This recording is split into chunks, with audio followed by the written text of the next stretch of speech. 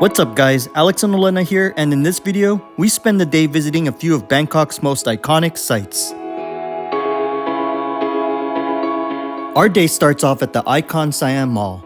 At the rear of the mall, you'll find yourself right alongside the Chao Phraya River. We highly recommend purchasing a rabbit card, which can be used on the majority of Bangkok's public transportation systems. You can purchase them at any of the major SkyTrain stations, preloaded, and can be topped off with additional funds if needed. In using the card, you'll receive discounted fares. The card saves you the hassle of having to buy tickets at kiosks for every individual trip. It's a simple scan-and-go system. They can also be used at a variety of food courts and convenience stores like 7-Eleven for payment.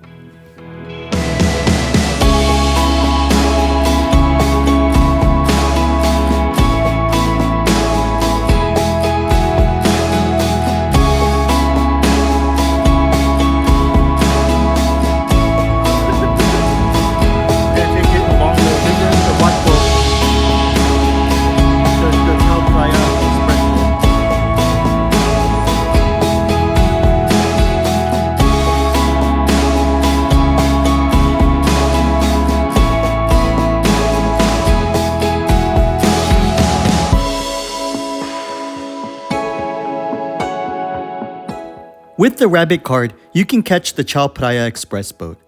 There are a number of different boats that stop at the pier, so you'll just need to make sure that you get on the one that is labeled the Chao Phraya Express, which will be clearly marked with an orange flag.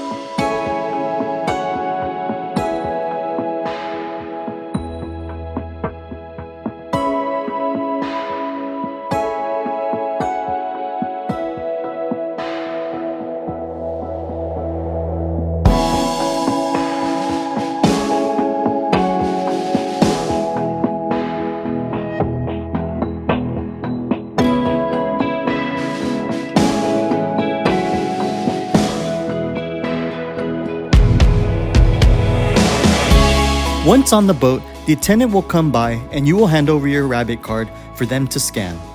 Regardless of the distance you travel, the fare is a flat 15 baht or around 43 US cents. Our first destination will be Wat Arun.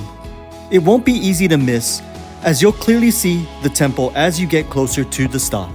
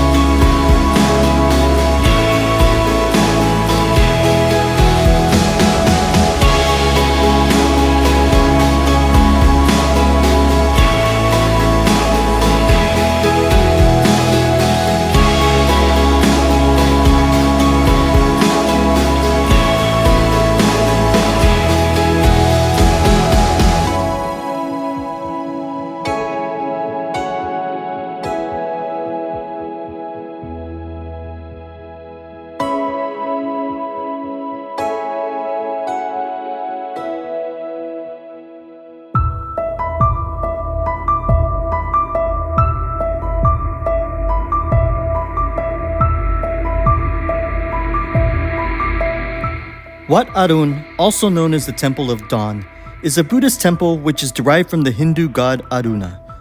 It has existed since the 17th century. It's probably one of Thailand's most well-known temples.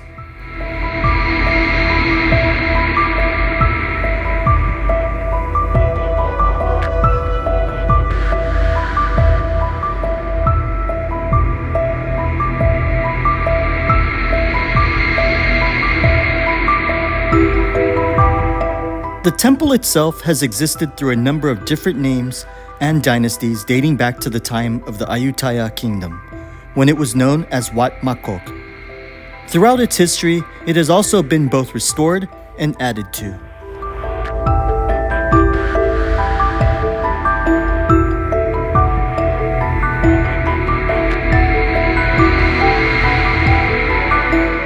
Its main feature is its central prang or spire. The corners are surrounded by 4 smaller satellite prang. The central prang is roughly between 219 to 282 feet in height.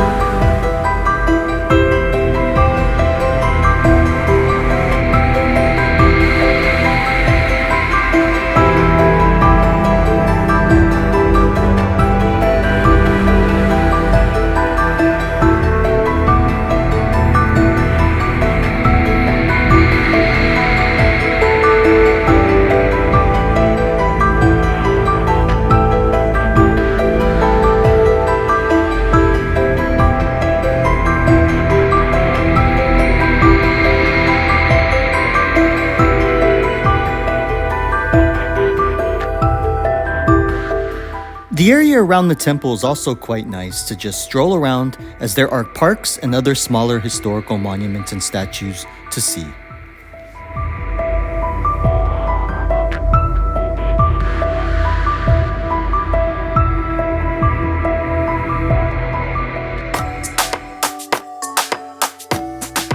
From the same pier we got off, we now catch the Chao Phraya Express to our next destination, which will be Wat Pho.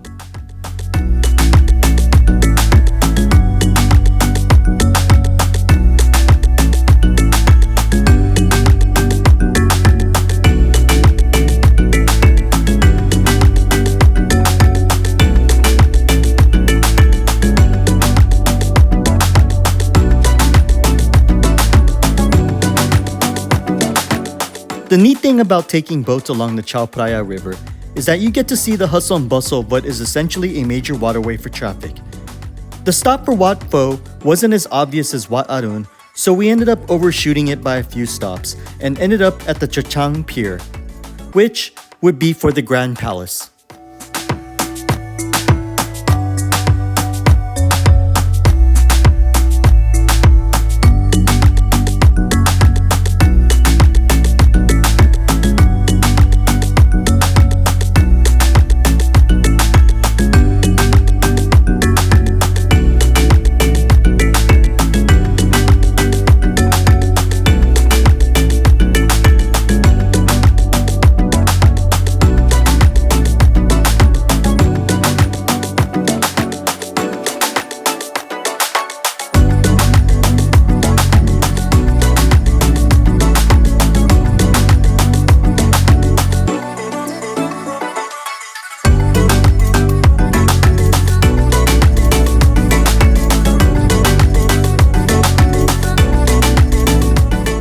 Even though we overshot our intended stop, we simply had to backtrack about a half a mile or so, which wasn't necessarily a bad thing, as we got to see some interesting things along the way.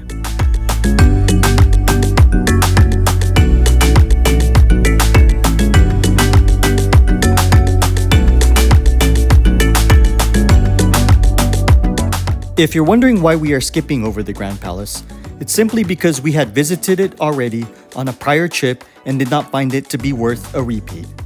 Instead, we wanted to see the giant sleeping Buddha Wat Pho again, which really impressed us.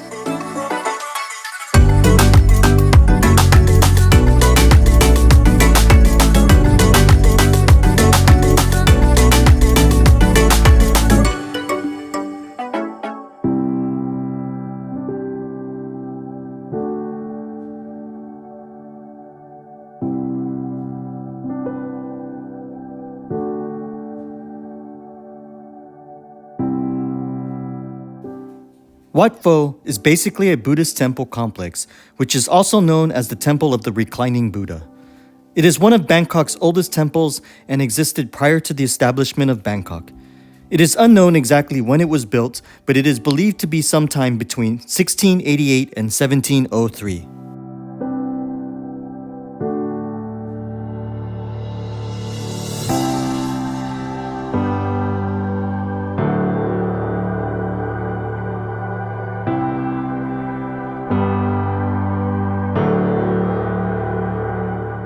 The complex covers an area of 80,000 square meters, housing a multitude of Buddhist structures, but by far, the most famous one is the Reclining Buddha.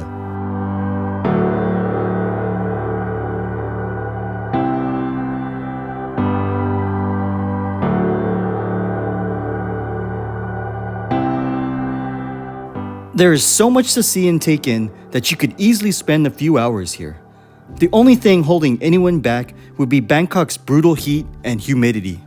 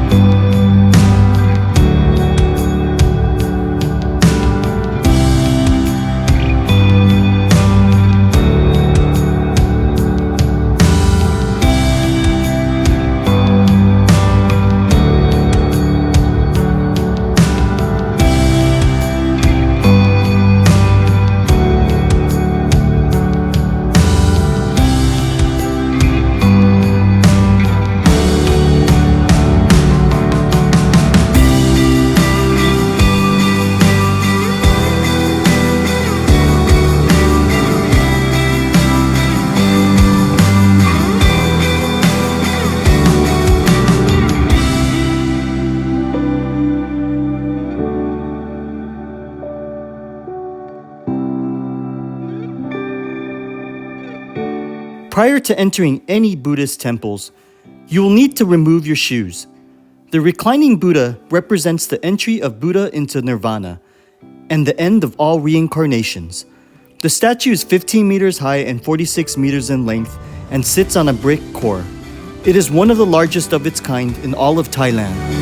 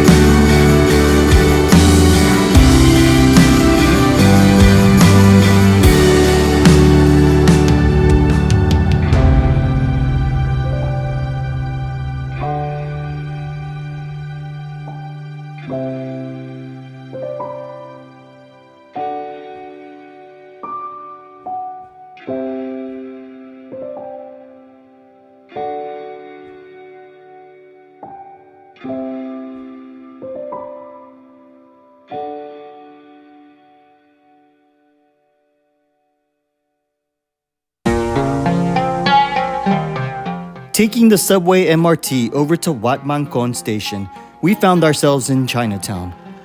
Once you exit the station, just follow the crowds of tourists and you'll arrive. It is a must visit if you enjoy the more hardcore markets and want super cheap but really good street food.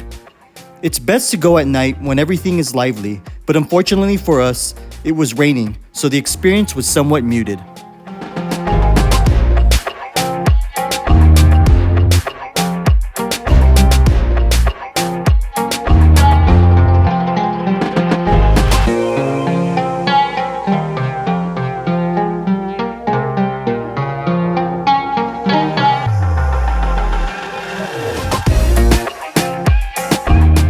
In general, you'll find heaps of herbal stores, street vendors, shops, all geared towards the Chinese culture.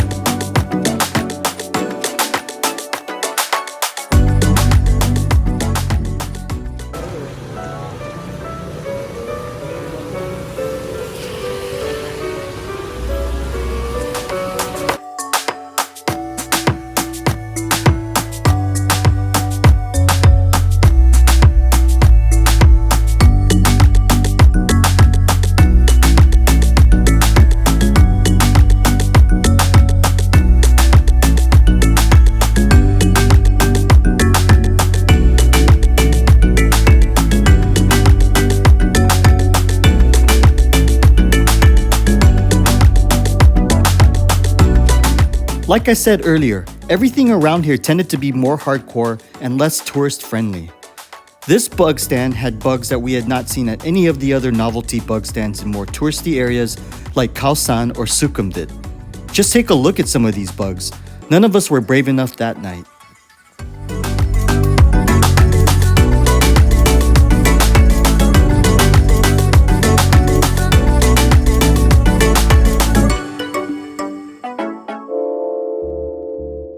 To end our night, we could not miss seeing where one of my favorite movies, The Hangover, was partially filmed, Soi Cowboy. Located just around the corner from the Asok subway station, you'll find a street roughly the length of about a half a football field, filled with go-go bars from side to side with girls every step of the way vying for business.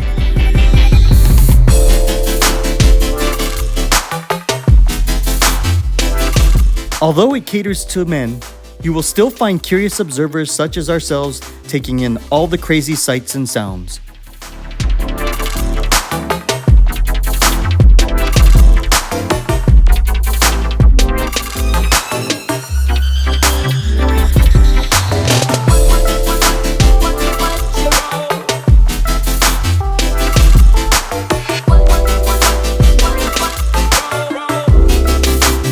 As always, if you enjoyed this video and found it to be helpful, be sure to hit that like button down below and please consider subscribing to our channel. See you in our next video as we continue our Thailand adventure in Bangkok.